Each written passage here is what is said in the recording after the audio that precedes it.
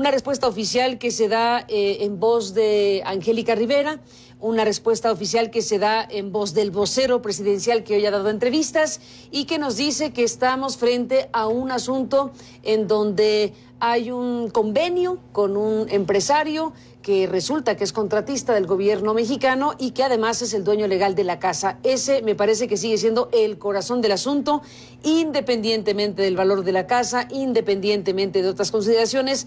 Ese, por mil razones, es el punto principal. Denise, ¿qué piensas de todo esto? No es un tema de una casa, es un asunto medular para México. Tiene que ver con el conflicto de interés, la relación entre empresarios y el gobierno, la relación entre una televisora y el poder político, la forma en la cual se celebran y después se revocan licitaciones, básicamente cómo se usa y se ejerce y se comparte el poder político y económico en México, de forma irregular, de forma opaca, cuestionable, sin rendir cuentas. Y por eso este caso ha traído tanto el interés de la prensa internacional, Carmen, del New York Times, del Financial Times, del Economist, porque pone de relieve algo que debería ser un escándalo y que en democracias como la estadounidense ya hubiera llevado a reclamos de dimisión del presidente, hubiera llevado probablemente a un acto de impeachment por parte de la oposición. Esto es una crisis y muy grave, que el gobierno de Enrique Peña Nieto ha desestimado y frente a la cual ha respondido torpemente. Y el video de la señora Angélica Rivera solo agrava la crisis y la torpeza con la cual se ha manejado este asunto, porque yo veo errores de forma y de fondo. ¿Cuáles son los errores de forma de la respuesta de la señora Rivera? Tiene un tono indignado, molesto, no siente que rendir cuentas sea una obligación, sino lo ve como una concesión que nos hace, un favor que nos hace. Tiene un tono de regaño. ¿Por qué la cuestionamos? Ve los cuestionamientos como un tema de honor, no de rendición de cuentas, no como algo válido, legítimo, incluso necesario en una democracia. Tiene un tono condescendiente a lo largo de los 7 minutos. No tengo por qué compartir esta información, pero lo haré no porque es algo necesario para la democracia, sino para defender la integridad de su familia. No es obligación, desde su perspectiva, rendir cuentas, pero lo es desde el momento en que ella recibe y ejerce recursos públicos, lo cual hace todos los días porque tiene un staff de más de 30 personas en Los Pinos. Da órdenes, pide plazas, interviene en la política pública, no es una ciudadana cualquiera. Es la esposa del presidente y su vida patrimonial desde ese momento deja de ser privada. Y esto, por la forma en la que responde, ha llevado a un furor en las redes sociales, precisamente por el tono con el cual ella le comunica esta información a la ciudadanía que tiene derecho a saber. Y segundo, veo un tema de fondo muy grave. No toca el problema central, que es el conflicto de interés.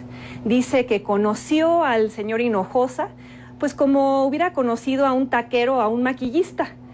Y no dice cómo es que ese hombre era dueño de una compañía que ganó inicialmente la licitación del Tren México-Querétaro, licitación revocada, seguramente porque Presidencia de la República ya sabía que tu reportaje iba a salir, porque ya habías pedido información sobre él y sobre el grupo IGA y Presidencia sabía que tenía una bomba en las manos, entonces mejor anular la licitación que tener que lidiar con el hecho de que él la había ganado. Ella no menciona ese tema, no menciona el hecho de que ese señor que pues tenía negocios inmobiliarios y con el cual platiqué pues el tema de que quería construir una casa, pues que ese hombre había recibido ganancias de más de 8,000 millones de pesos en contratos cuando Enrique Peña Nieto era gobernador del Estado de México y que había ganado la licitación después revocada. Y un tema que sale una y otra vez en las redes sociales, creo que lo puso sobre la mesa en un tuit Jesús Silva Herzog Márquez, es si la compra de la casa fue legal, ¿por qué venderla?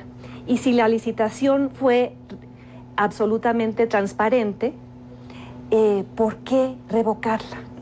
Muchas dudas, muchas preguntas que ella no responde de forma creíble o adecuada. ¿Cómo es que conoce al señor Hinojosa y por qué él compra los terrenos de al lado de la casa que Televisa le transfiere. Según la investigación que tu equipo realizó, la inmobiliaria compra los terrenos el mismo día que Televisa le transfiere la casa a esta fantástica y maravillosa actriz. Luego ella diseña una casa con un arquitecto al cual le da instrucciones, ella pide que sea elaborada a su gusto, eso ocurre y firma un contrato de compra-venta después de construida la casa, que es, yo no conozco un solo caso de que eso ocurra en México.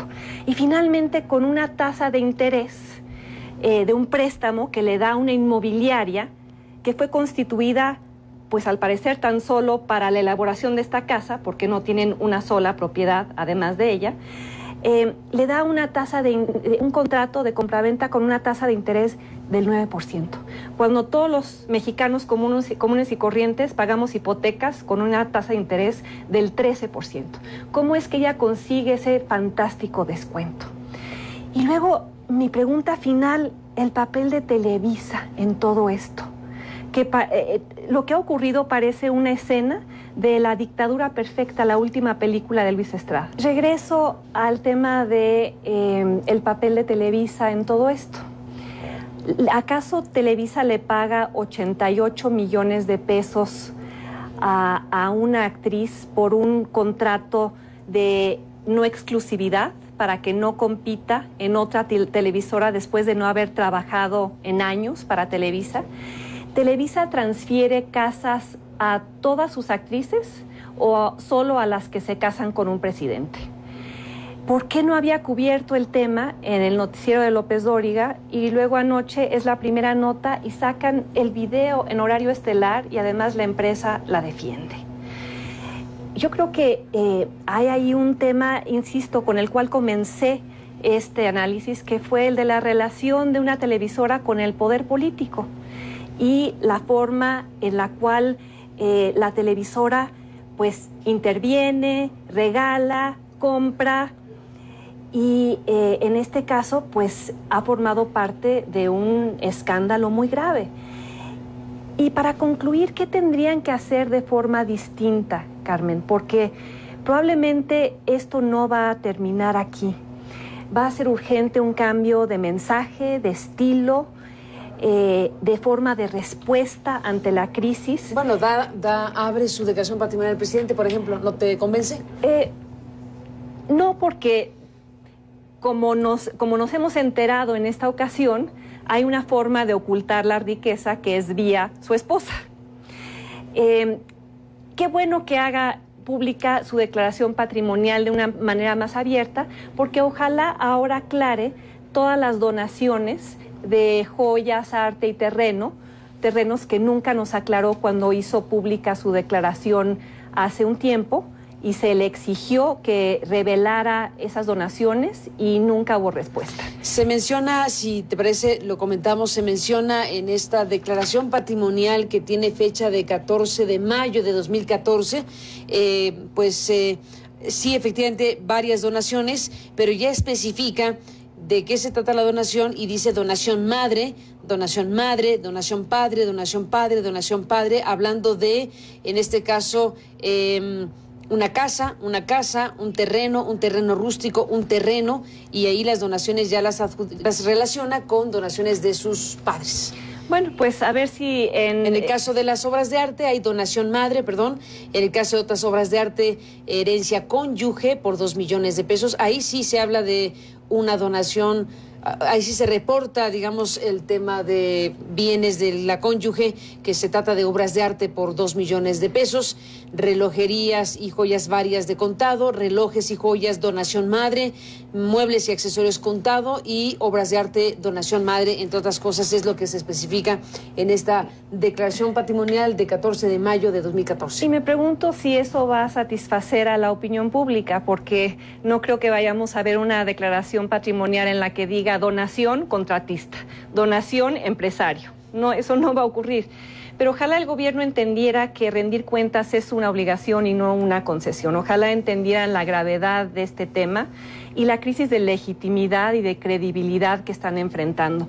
Y el problema no somos nosotros, los ciudadanos, que nos quejamos y que estamos desestabilizando al país en retórica del propio presidente en una conferencia de prensa que dio. El problema es que hay un pacto de impunidad con una especie de mandamiento, tapaos los unos a los otros, que involucra también a la oposición, porque aquí hay otro tema que ojalá se toque y se amplíe más allá de este programa, que tiene que ver con dónde está la oposición de este país en este tema.